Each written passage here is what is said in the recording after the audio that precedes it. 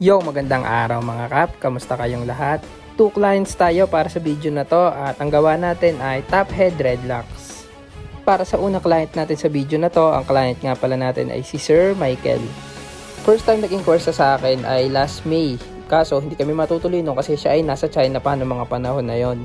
So another throwback vlog nga pala to kasi yung session na to ay naganap pa last June. Nung araw na to, ikakauwi lang talaga ni Sir one day after niya umuwi ay yun, nagpa-schedule na siya sa akin para sa dreadlocks. Believe nga pala ako dito kay Sir Michael kasi bata pa lang to, siguro 20 to 22 years old pa lang siya at kabatch niya yung mga pinsan ko dito. Sobrang matured na rin niya mag-isip kasi sa ganong edad naranasan niya magtrabaho sa ibang bansa. Samantala yung mga kabatch niya dito na pinsan ko, nakakalaro ko minsan sa pool table, sa pusoy, sa baraha, PlayStation. At maski ako, parang feeling ko sa sarili ko hindi ko kaya magtrabaho sa ibang bansa. Mabilis kasi ako ma-homesick. Kaya ayun, saludo talaga sa lahat ng mga tao lumalaban ng patas. At ito nga pala yung progress ng gawa natin. So dito, last 10 pieces na lang yata yung kakabit ko. At ito, pasisilip ko lang sa inyo yung gawa natin sa kanya. Ilang minuto pa yung lumipas, tapos na tayo mag-install. Na-install na natin lahat ng extensions ni client, 40 pieces. Dito, check nyo naman kung gaano kalinis at kapulido yung gawa natin sa kanya.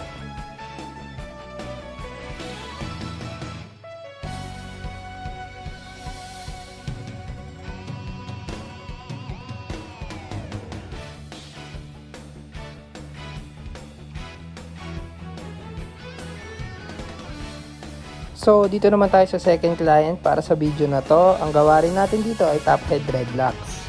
Ang client nga pala natin ay si Sir JM at nagmula pa siya ng Malbar, Batangas. Sobrang bilis lang nung deal namin ni client. Nag-inquire siya sa akin nung 8 PM ng gabi. Tapos sabi ko, sige, available naman ako. Open naman ako 24 hours. 9 to 9:30, ayun, nandito na siya sa shop. Bumiyahe agad siya from Malbar to Lipa City. Ako personally gustong gusto ko talaga kapag may session ako tuwing gabi. Usually kasi kapag ganitong oras, wala na akong ginagawa, nagse-cellphone na lang. Hindi lang masaya gumawa kapag gabi kung nag-start ako ng umaga tapos aabutin ako ng madaling araw sa pagdedreads. Sobrang lobat na ako kapag ganun. Kung ang session natin inaabot ng 15 to 20 hours, siguro mga 30 minutes. May 30 minutes sa session na tulog ako habang rumaratrat. Pero dito sa session na to, sobrang na-enjoy ko talaga. Solid kakwentuhan nito ni Sir. May kasama kasi ito si Sir JM, siya ay isang rapper at lumalaban siya sa mga sunugan rap battle. Tapos yun, tamang kwentuhan kami sa mga life experiences namin. Ako natutuwa ako kapag ganun yung client. Alam niyo yung bawat session may makabuluhan ako natututunan at iba't ibang clients, iba't ibang kwento. Pero syempre hindi naman lahat ng client katulad nito ni Sir. May mga nagiging kliyente rin ako na as in hindi nagsasalita. Anyway, sa part na to, na-install na natin lahat ng extensions ni client, 30 pieces. So, bali basic top head lang to. Ito nga pala yung resulta ng gawa natin. Check nyo naman kung gaano kapulido at kalinis ang bawat strand from roots to tips.